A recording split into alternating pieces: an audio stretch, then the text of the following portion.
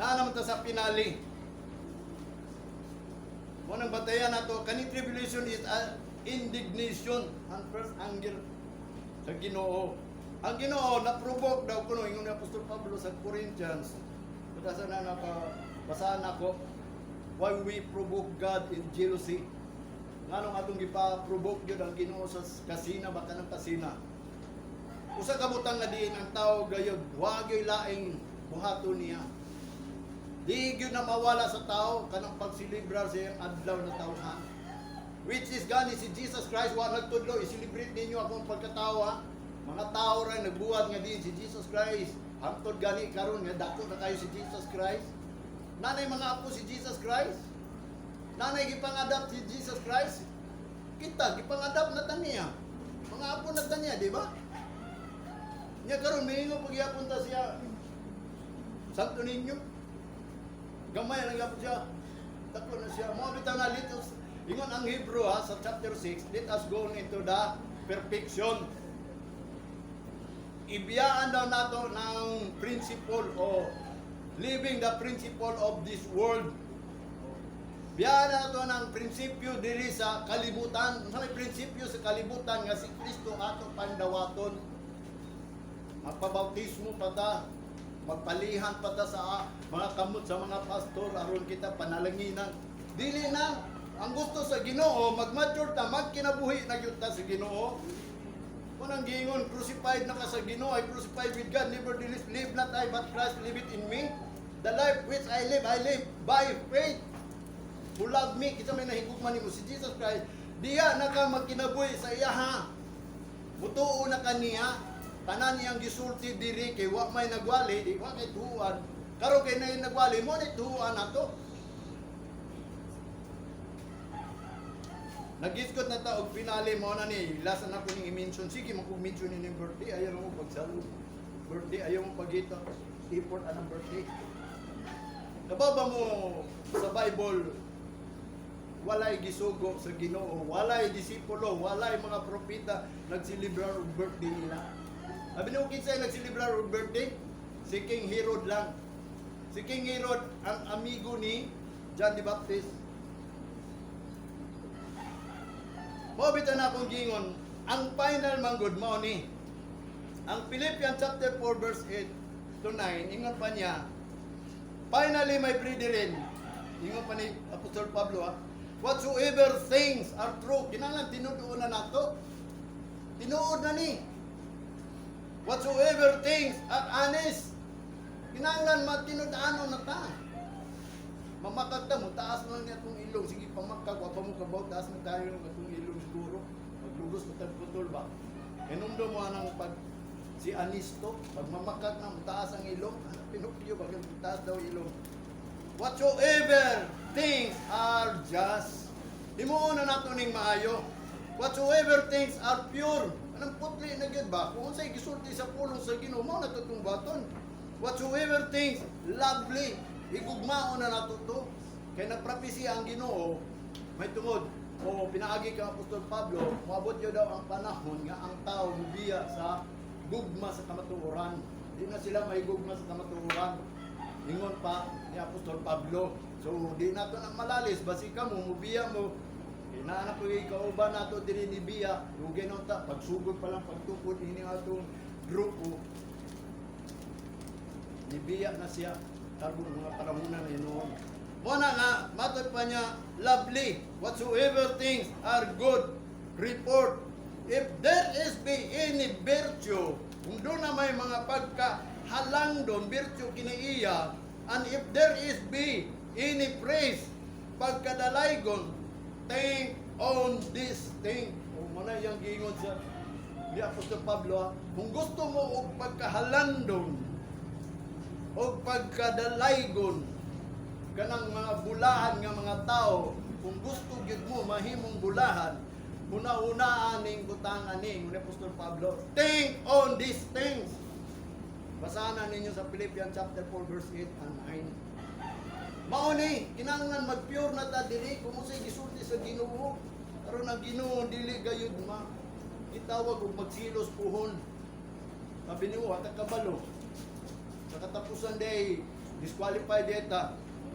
Bitaw na si King Saul, bisag gigamit si King Saul, gipili gyud sa Ginoo sa ulayng adlaw namatay ra gyud siya. Anang unfaithful. Si Solomon, gipili si Solomon kay puli ni David, kay anak siya ni David. Sa ulay pag-abot sa panahon, mo nang gamay ra ang iyang sulat diri sa Bible, imbis siya gitagaan knowledge and wisdom kay nangayo siya, gamay ra iyang nasulat kay ngano man tungod sa kadagan sa iyang asawa, ang uban siya dito. Ni gawas gyud sa Jerusalem kay mupuyo dito. Ipuyog niya, nalilong, nawala siya. Ambot kung asawa na history niya. Basta, ang last nga istorya ni Solomon is, nikuyog siya sa iyahang asawa. Sa tagagawas, kinanugnog minyo, manggo siya tagagawas. Abi naman, doon ay balao na tumunang panahon, di sila magminyo o dili iya sa Ginoo. Bawal yun na sa ilaha. Pero kay kursunada man, mo bito na kitang tanan, nagalo-halo na, what na pure.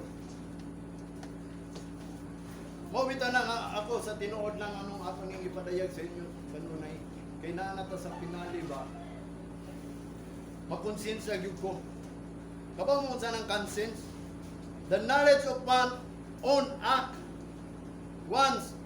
act as right or wrong, mo na conscience nahibaw gyud ko nga kana ba right ba na wrong na mo na di ko katuog tinabasahan gyud na nako.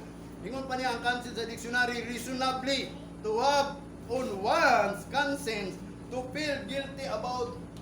Munang magilty yung kung hindi na ko ni masulti ninyo. Munang nga, anong day, malipay mo bag birthday mo? Tanan ba magsaulaw og birthday malipay? Tubaga daw ko, kanang bedridden nga nakaabot pagit siyang birthday niya pagkaog man namatay, malipay bagyapon na siya. Bisag isa na kabulan. Gitagana na ang kana sa doktor nga diin mawa na ka. Unya nakabot pag kasi mong birthday, bisa pag isilibra ni mong birthday malipay ba ka? Mo na unsa pulos anak daw imo pa sa Biblia.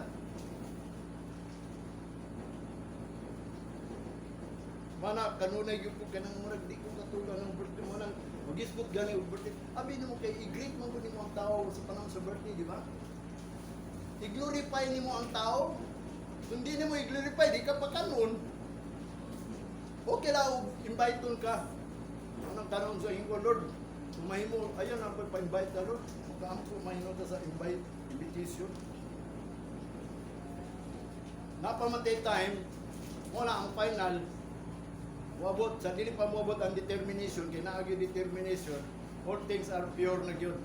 I-pure na nato. Ingon pa niya din sa Sabat, sa celebration, Leviticus chapter 23 verse 32. 23:32. It shall be unto you as a Sabbath of rest, and ye shall afflict your souls in the 9th day of the month, at even from even unto even. Shall ye celebrate your Sabbath? Maura gina ako i-celebrate ang Sabbath. Kaya nga naman, iya mata sa Ginoo.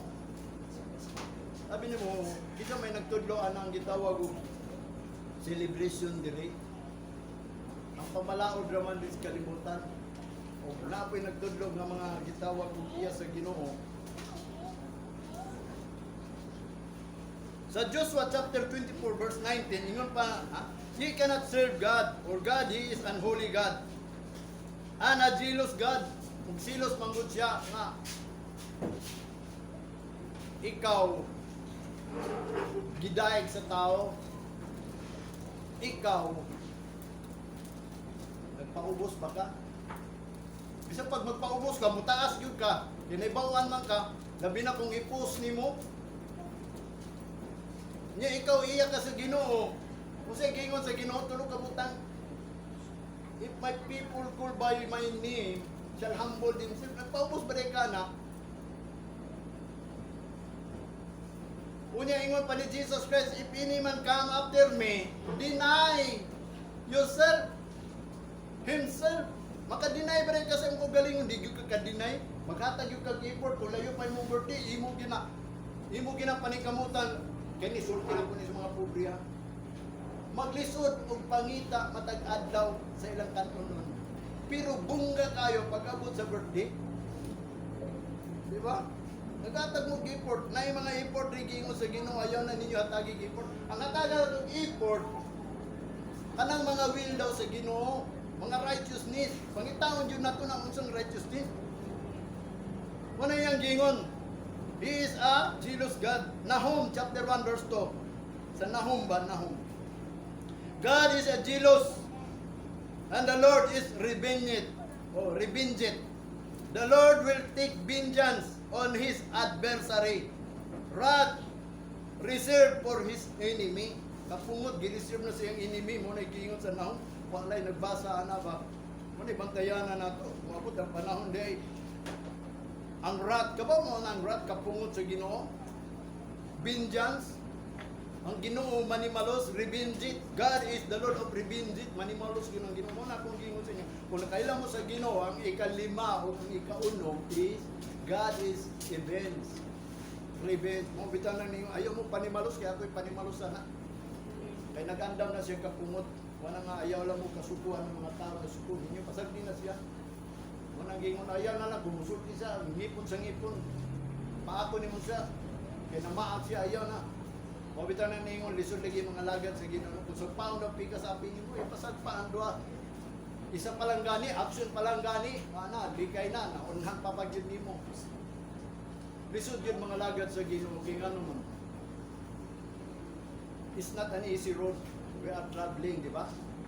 Ingon pa ni Jesus Christ, sulod ka mo sa higpit nga dalan.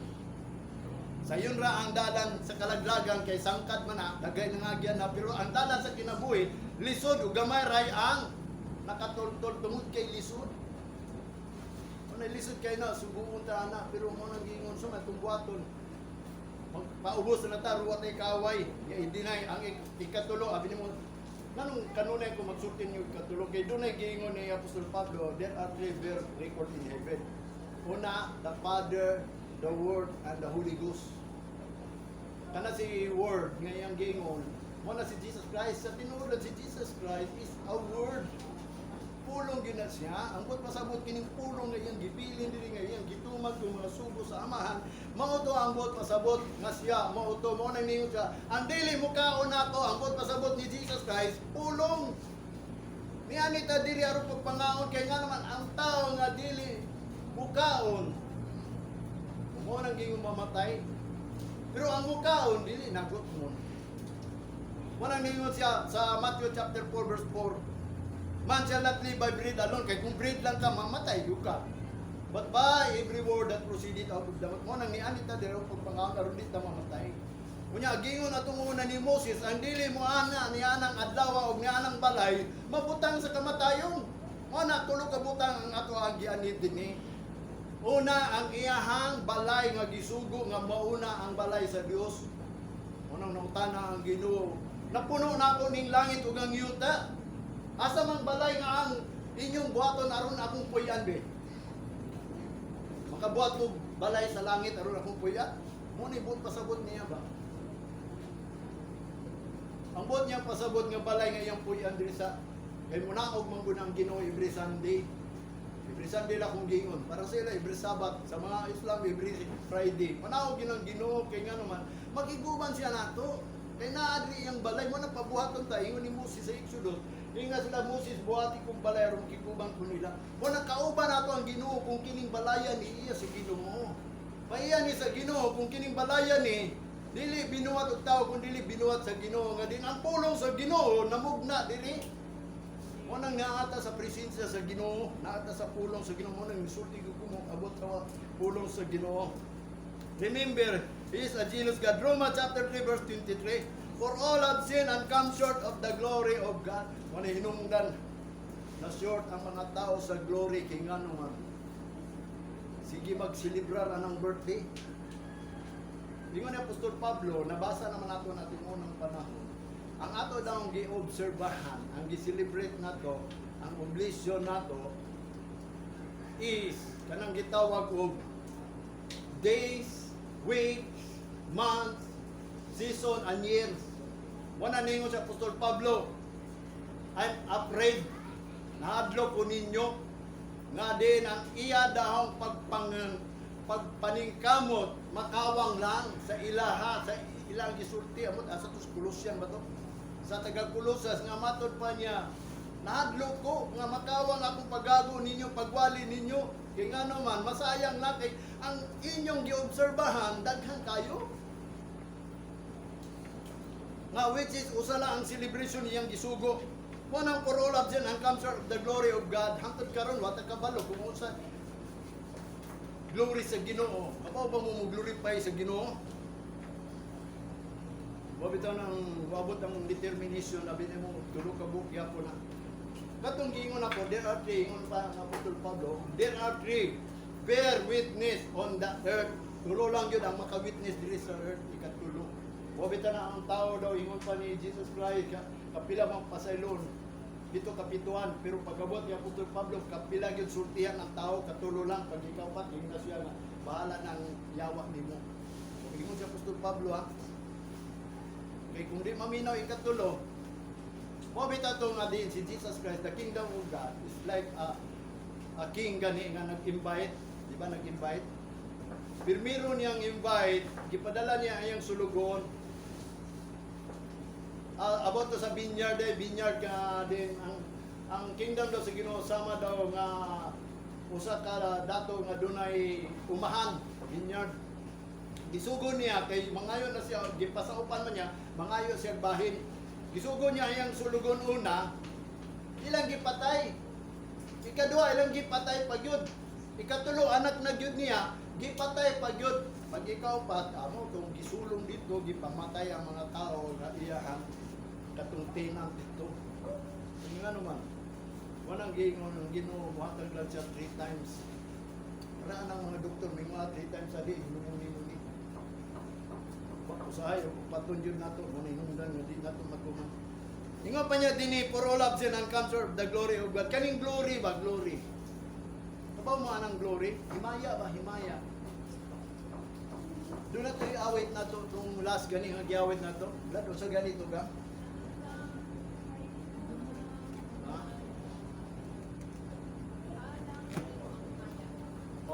Alang kanimo ang himaya. Muna mo gawit ta karon ato ihatag ang himaya sa Ginoo. Alang kanimo ang pagdaig, gikan kanimo ang kusog o para kanimo gyud ang dungog. Naman na sa Bible, di ba? Kining dungog honor, kining pagdayog praises, kining himaya pagpasalamat. Kanila ko say wala may specific dili.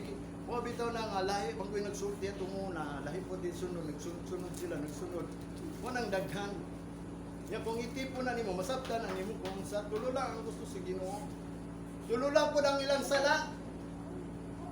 Tulo ilang sala nga wa nila pasidunggi ang Ginoo, wa nila daiga ang Ginoo, wala nila himaya ang Ginoo. Kita po mga Gentiles, ingon ni Apostol Pablo, although we know God, but we did not glorify Him as God. Kaya lang ta. Mabita na si Apostol Pablo, samtang nagsugod siya sa Acts. Nagsulat sa Acts nga siya, nagsuroy-suroy daw sa iyang walihanan. Iyang nakita itong nagsunod daw kang Kristo, kaya pa man siya ato. Pero nakadungog na sila about kang Kristo, nagsimba na sila. Pag-abot niya dito, iya na yung gisultian. Nakita daw nila ang ilang pagsimba nga dili mao ang ilang gisimba. Nagsimba sila Dios pero dili na mao ang Dios nga naa sa langit nga nabuhat sa kalibutan.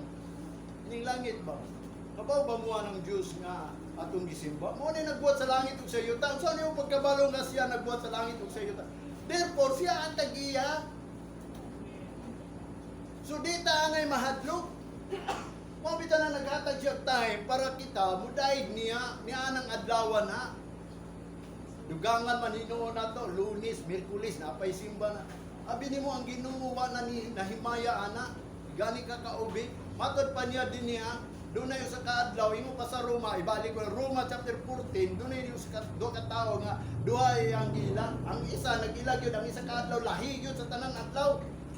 Ang isa pod ang tanan mga adlaw parihara na. Pwede ta mo daig Lunes, Santo Domingo, pariyara na. Unya gingon dito sa verse 6.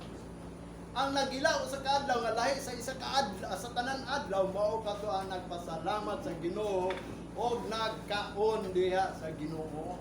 Pero katong wa nagila nga pariyara mao to ang wala nagkaon ug wala nagpasalamat sa Ginoo. Mo na nga kung magpasalamat ta sa adlaw gyud nga atong giila. Mo bitaw nang ningon si David, I will enter his gate with thanksgiving in my. Mo na kanang mga pag-ampo ninyo dito. Pagpasalamat ninyo dito, pagdaig ninyo dito, mas may panghilom na ninyo. Mahilom ra mong gyapon na puhon. Ang sugo lang sa Ginoo diri gid sa balay niya. Mo nang gingon, when you read and hear the word of God is in the house and in the day of the Lord. Nagigingon niya dito. Ato na nang isgutan. Mo na yang gingon din sa Jeremiah. Chapter 2, verse 11 and 13. At the nation changed their God. Ang naso daw nagkambyo sa Dios, which are yet no God, na dili Ginoo. But my people have changed their glory for that which that not profit. Nga kanang ilahang gi-change ang imaya nga dili magpulos. Sa may dili magpulos. Kanin yung celebration, nagpasalamat mo sa Ginoo, di na magpulos. Kahit sa tinuod lang, ikaw gi mag-glorify na, di ba? O yan bangwana. So, pag deny siya mong kagalingon man ang nimo. Imong gituboy, niya, mga tao, imong pagkanon, sa mga hinunggang imong pagkanon, aron ipanghambog nimo. At tinuod lang, mahimo bitang hambugiro. Dili man ang malikayan ba? O bitaw ng abomination na ingon pa sa proverb, ingon ni Solomon sa chapter 6, verse 16, doon ay 7 ka mga abomination sa Ginoo. Kanang proud. May mo man kang proud. Una, musulti yung ko ninyo ganang birthday. Na konsensya yung ko, ana. Inyong gi-receive ang glory. Mo na yung gingon. Nga naman, ang Ginoo nagtudlo o si Jesus Christ. Kaya naninong tanan tudluin mi sa pag-ampo. Kung sao man daw pag-ampo. Matod pa niya, sulod mo sa kwarto karon ang aman sa tago, magatubag ninyo. Kaya once makita mo, nadawat na ninyo ang katubagan nga siya. O, ang mga tao, nagimaya ni mo, dili sa Ginoo, ikaw na ang giday, kaya nakita maka. Ito bitaw hinungdan, kung buhatag daw ang imong too o offering sa iyang gingon, ayaw pa'y bawaan, wala. Humble lagi ang gusto sa Ginoo. Sa Ginoo man ang tanang alagad, kay iya mata sa Ginoo. Dili ta magpakita tao, mawita ng mga alagad na dili sa mata sa tao. Yung pa ni Apostol Pablo, ayaw mo pangalagad. Tungod lang sa mata sa mga tao na makita ka nga niya kanunay. Mawita na, aron di ka makita sa iyo dili, iwa kay tao, kaglaag. Di ka mo saya, makita ka, kagwapo siya si Nino. At yun na simbahan, klaro kayo, nagbulan. Pagka uman ang simba, isog kayo na, tabian kayo na, yaw-yawan kayo na. Wala ilang makita. Manang mas may pandit na magpakita ng Christian ta na lit dahil Lord na lang nga nahibaw gid siya sa atong kasing-kasing. Aron ang tao wala ikasaway. Wa mo puta ng hambog, di ba? Manang ingon nga ning celebrate ka birthday nimo unya pagka mag-birthday day paningil day ka. Na blaspheme na lang Ginoo ng pagpangalan nga ikaw iya sa Ginoo. Because nga imo man gibuhat ka ng birthday. Wala na himot ang ginawa na, kaya nga naman, wala nang gi-explicar dito, gawa na himot. Kung basahon nimo sa panahon ni John the Baptist, wala hinungdan na wala si John the Baptist because of the birthday. Kaya ang birthday manggod na himuot ang nagsilibrar. Unya ang nagsilibrar ang hari, nakapanaad ang hari sa iyang gikahimutan, wanang nisaad ang hari, ang pulong sa hari, di gani mabali yun na, di ba? Kung sa'y tawag ka ng giingon dito, kanang honorable naipulong Espanyol mo to. Oh, doon ay palabra de honor. Ang hari, doon na ginay palabra de honor. Nyakit sa may hari sa mga hari. Ang Ginoo, di ba? He is the Lord of Lords and the King of Kings. Kung doon na may palabra de honor, ang mga hari, ang mga presidente, labo pa ang Ginoo. Ang tanan niyang giingon dinhi. Mabitaw nang nahisulaton sa hinungdan, dili man tayo ingon baliwalaon lang itong inungdan nga namatay si John the Baptist. Maunta si John the Baptist, maunta titig bautismo sa mga tao aron magsugod siya pagka born again. Diha magsugod mo kay nabautismo na mo ha. Sign na to nga ma-born again ka. Daghan kayo gani nabautismohan ron. Nga wa pa na born again. Pero at least nabautismohan na ka. Naa kay time mag-usab. Kay gawas ang tao di matao pag-usab, di makasulod sa gingaran sa langit. Mo nang karon kay natao man ka sa unod. Kinahanglan matawo po ka sa espiritu. Ang natawo sa espiritu, espiritu man. Ang natawo sa tubig, mo nang giingon. Unod na. Kung gitunlod bitaw ka, ang meaning manggod sa bautismo, immersion yun na lubong. Mo na nga din, ang glory. Dili na to ihatag sa uban. Dili na to ang uno ng glory. Dili na to daygo to kagalingon kay ano man. Ang angayan. Ikaw ra, Ginoo, ikaw ra. Ang ayan niya, ikaw di ay. Di ka ang ayan. Abot, ug ang ayan pa ka. Mabitaw na, abin mo sa tinuod lang mo. Higda ko kanunay, magpalandong ko. Tanan ako nabasaan, makakonsensya sa muna-muna. No? Di gusto sa Ginoo isulti ni. Ako nag-pray man ko, Lord, kung mahimo, dili na ko muwali, kung dili man ko tapos. Nangandoy na ko nga di muwali, kits may ganahan wali. Hindi ka kasabot. Pero kay ang Ginoo, mo man ako saad yun sa Ginoo, gamita ko sa di pa kamubalik. Kung mo na ning time, ngayon yatag na ko. Mo na iyang gingon. Si John the Baptist namatay lang tungod sa palabra de honor ni King Herodes. Kaya ang gipangayo man gud sa iyang gikamutan katong anak ni Herodias nga kabit o dili man tong kabit ni Herodes, iya alang minyo gusto si Herodias. Nya kay nakagusto si King Herodes, nya karon si Herodias kay dancer may ang anak, iyang gipa-present sa tubangan ni Herodes. Nisayaw siya, gwapo man kayong musayaw siguro mo. Belly dance ba to? Sa nga dance to niya. Basta nahimuot si King Herod, ningon lang si King Herod, unsay imong pangayoon sa tubangan ako, bisan katunga sa akong gingharian, ako yatag nimo. Mo tong lidagan ang babae sa iyang ina, mama, unsa man akong pangayoon kay ang katunga daw iyang yatag. Tungod kay si Herodias naglagot kang John the Baptist, siguro plano ko to sa Ginoo aron mawala. Because lagi ang inungdan, lagi kato siya birthday. Kung wa pa siguro nag-birthday to, wa siguro yung pagpangayo ba? Matunin sa ingna siya. Nga pangayoon ako ang ulo ni Juan na isod sa bandihado ba sa platong dako. Ibis litson, kadto. Nga karon abi nimo sa tinuod lang kung imong tan-awon basa awon nimo ang live. Nag-uol si Herodes kay amigo man niya to si John the Baptist, pero kay palabra de honor, amo to iya gihimo na lang ibutang. O bitaw na nga mo sa tinuod lang kita. Unsa man daw makuha nato ang birthday. Diya mata sa Ginoo, labi na hapit na mabalik ang Ginoo. Humble lang gud tayo pagpakita mo kay once makita mo pagabot sa 666 doon mo dayon.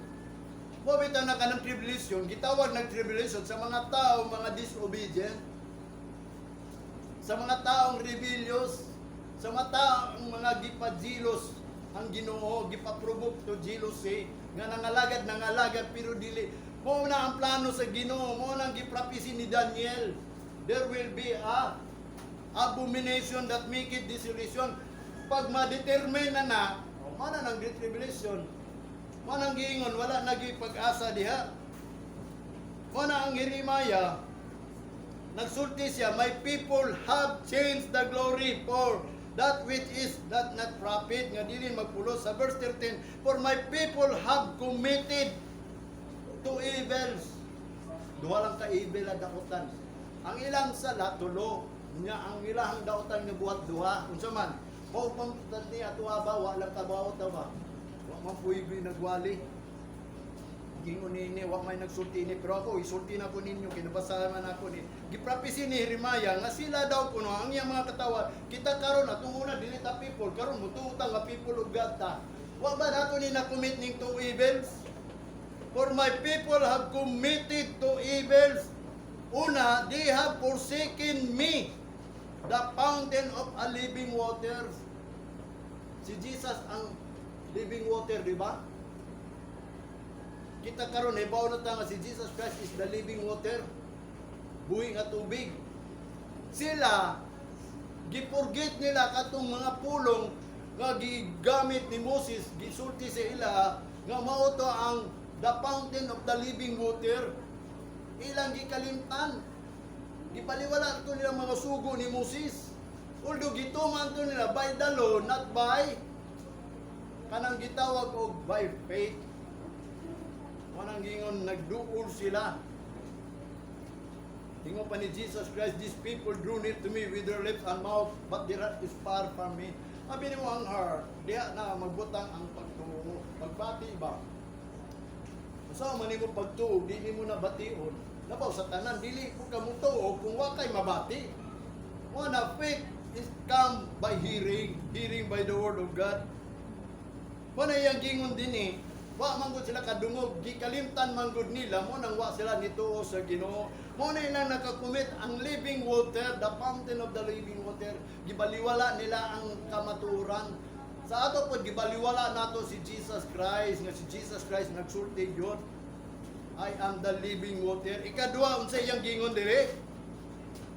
And, sorry pagbasa ni, heard, it's E-W, heard ba, nga nagbuhat daw sila, dim out a cistern, nagbuhat sila og cistern, panudlanan, broken cistern that cannot hold no water. Although sila nagbuhat og panudlanan, ang gingon sa Ginoo, sila ang bisil sa Ginoo, pero buslot. Kita, si Jesus Christ,